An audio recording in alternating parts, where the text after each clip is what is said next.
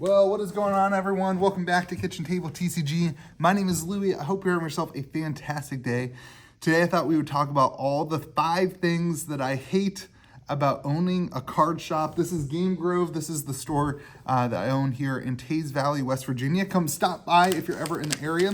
But I thought today we would do the negative, and maybe tomorrow or the day after, we'll do the 5 things I love about owning a card shop, because a lot of people want this life or think they want this life, but they don't understand the things that they'll feel when they get to the point of owning a card shop. And I certainly fit the boat. Maybe some other time we could do like the history of why I started a card store, that kind of thing. But I just want to get into the nitty gritty, 5 things I hate about owning a card shop. If you want to talk about all this stuff, head on over to KitchenTableTCG.com to join the Discord server for the channel. Chat about all this stuff, ask questions, we can have a good time. You can also support the channel there and support my dream of owning a card shop. So first and foremost, number 1, the thing that I hate probably the most about owning a card shop is customers who want a deal but don't understand that the amount of money that I spent on something isn't qualified by the amount of overhead of running a business. Now, this typically, this is shout out to my friends, right? Typically, this is not like your average customer who walks in the door. Typically, this is your friends, people who you maybe knew before you owned the store or have become friends with you since owning the store. And the point is that everybody wants a deal, and they want the deal based off of like, well, hey, what did you pay for it? And what they don't understand, or what people don't understand, if there's thousands of dollars a month, you might want $15 off your $100 Magic card, right? But there are thousands of dollars a month that go into the overhead of owning a business. And particularly a local game store is an immense amount of wasted space, retail space that is used. This whole room costs us thousands of dollars and has 0 product for sale. It is not just a retail sales room. It is where we have open play space for people to play in the events. And it costs as much money as the retail side that actually makes money. We break even or lose money on events. My point being that people want, people who are friends tend to want a deal, but they don't understand the overhead part of, yeah, I got to make profit off of this. I can't just give you at cost all the good stuff that comes in the store because you're my friend. It's hard because I think I understand the other side of it. I've been on the other side of that. But as somebody who owns the store, seeing that firsthand is weird. It's made me institute what is called the friend discount, which is, yeah, you can have a friend discount. It's just 5% more than what everybody else pays. That's the rule. That's the rule. If you ask for the friend discount, that's what I'll give you, 5% more than what everybody else is going to pay. So, because friends should support. Anyway, just messing around a little bit there. But that's the biggest thing, is people who want deals and don't understand the overhead side of owning a business. Shout out to my friends. It's okay to ask for deals. I'm happy to do it when I can, but like, that's the point. All right, second thing is deliveries. Holy moly. You will never understand the stress of owning a game store unless you get into it and have to accept UPS or FedEx or whatever deliveries at your retail location that doesn't open till 4 o'clock. We don't open here until 4 o'clock. I have a family. I have things that I'm supposed to do in my life outside of running a business and owning a business. I got YouTube videos to make. And the deliveries never come after 4. Most deliveries happen during the day. So the stress of dealing with either, if it's a huge order, like a freight truck that's, delivering a pallet, that type of thing, but UPS, and trying to make sure that you get your product on time for either a release on Friday or whatever. I am constantly tracking. I constantly try to make friends with the UPS drivers so that they'll text me when they're on their way to the shop so I can make sure I'm there. But that level of stress to make sure that you get the thousands of dollars of product that you order. This past week, right, I missed the UPS guy 3 times. I had to go find him because they were going to send the product back to distribution. And there may be ways to handle it that I just don't know about. Like maybe we can give them a key and they open up. But I don't really want to do that either, because like that's trusting people with access to your store. And I'm not down that road. So that's a huge stress point, is accepting the delivery, something that some people may not think about. The third thing These are probably not in any particular order. The third thing is ordering from distro, particularly pre-orders. Now, everybody on that side of the screen, you're gonna think that our product is super cheap from distro, but it's not. I mean, we are talking about profit margins that are very, very thin. We're talking 15 to 20% profit margins, very, very thin. And that is before, Shopify's payment processing fee and all the different things. It is a very thin profit margin on ordering. And that's not even the negative. I think there's a lot of conversations we could be having with Magic the Gathering about MSRP and all that kind of stuff. I've tried to talk about that on the channel. But the bigger issue, in my opinion, particularly with Magic the Gathering, also a little bit with Pokemon, is that our orders are due so far ahead and we don't fully understand the set. And so like Modern Horizons 3 is a great example. We have to get our orders in, but thank God all these spoilers happened and we got to see a little bit beforehand that the set looks to be pretty powerful. So I was a lot more confident in ordering that. But some other products, we don't know anything about the product and we have to put in, for the case of Modern Horizons 3, hundreds of thousands of dollars that I'm putting on the line for a product before we have any real information about the set. It essentially, ordering from distro has turned into, in my opinion, it feels like gambling. It feels like I am just gambling with my business's money to hope that the set is good and that it works out well and that we make money off of it. The other side of that is allocations are good, just completely, they've gotten ridiculous. Where like something like Fallout, we got 6 collector boxes. We ordered a lot of them, and we got 6 collector boxes. And so even when you do order hundreds of thousands of dollars worth of product, you don't know exactly what you're going to get. And this is just part of the business. Again, I know it sounds like I'm complaining. We're gonna do the positive things in the future, but I wanna give you guys the opinion of a game store owner, the things that you may have to deal with if you decide to go down this route.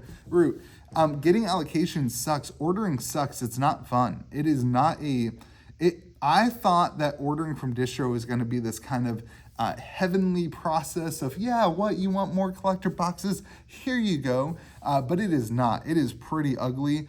Seeing how the sausage is made is pretty ugly. And it really ruins. It has led me, if you've seen it on the channel, to focus more on collection buying. And maybe other people knew that before they started a store. But that's something I've learned the hard way. It's like the money is not made with distribution rights. The money is made by having a place that buys collections because the profit margin is insanely better and there's zero risk, much less risk in buying collections. So distro and ordering from distro is confusing. You've got relationships there that you're working with your rep and like you don't know exactly what's going on all the time. And it's just not the best process. It is not super fun. I think it would get a lot better. Again, Magic the Gathering with MSRP would be huge. I like Pokemon because of the MSRP issue, or the MSRP stuff. I think like the Amazon stuff, we can get into a lot of that, but distro ordering kind of sucks. The fourth thing that I hate, no order, is losing the hobby. I love playing card games. It is why I started this YouTube channel. It is why I wanted to start a store, to have a place locally to really play. And at the time there was no place to play in the way that I wanted, the feel that I wanted, and that kind of thing. I love trading card games, but I absolutely freaking hate playing card games in the store. It drives me, I can't do it. There's too many other things going on. I see something I don't like and I have to fix it, or there's a customer that needs checked out and I'm in the middle of my turn, but I want to be a good, manager or whatever. And so it is really, really difficult to love something and love something else and have to pick between them. I love playing card games and I love owning a card store. And I often have to pick owning a card store over playing card games. And so I really feel like I have lost a lot of the hobby. Now, maybe some of that's like I also have the YouTube channel that takes a lot of time and energy. And then, I've got a lot of other things going on. I've got 2 little kids, right? Like a lot of people stop playing card games when they have kids. And I decided to open a game store while I have 2 little kids. So it's a lot going in at once. But that has been really hard for me personally. I think you probably saw that on the channel about a year ago when it really hit the fan, where the joy of the hobby got kind of taken away from the gameplay side. And I feel like over the last couple months, I've been able to pick that up, especially with sorcery and some other things that I've done. I have focused more on loving sorcery as a game because we do less events. Like Magic, we have an event every night. It's like a lot of stress, it's whatever. But losing the hobby is a big thing that you really got to worry about if you decide to do this. It is no longer a hobby for me. It's a business. Every single thing. I look at every single interaction I have with cards now as a business transaction.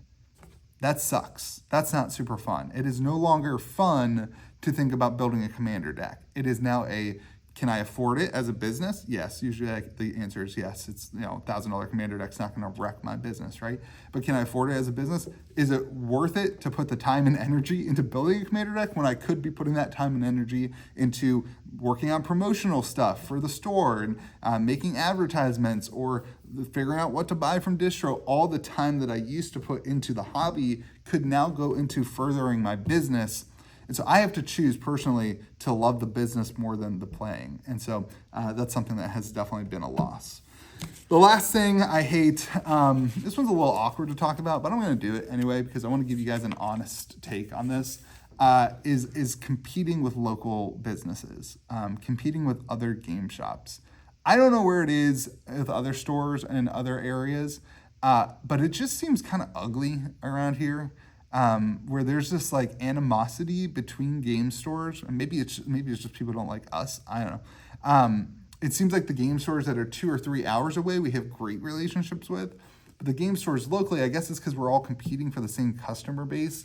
It just gets ugly. People put their events on the same time as each other, and even when you try not to do that, it seems inevitably, like Magic will say, you've got to run this event within these 3 days, or Pokemon, your cups tend to be monthly, and so it seems like there's just no way to win a friendship with the local, area.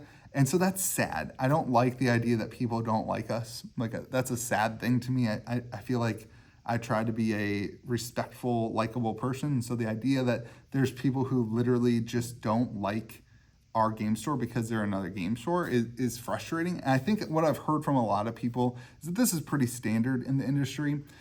I guess maybe it's standard for any business. I remember when I used to work for a hardware company, we hated Home Depot. We talked bad about Home Depot, right? Like it's just less personal because I didn't own the business and that kind of thing.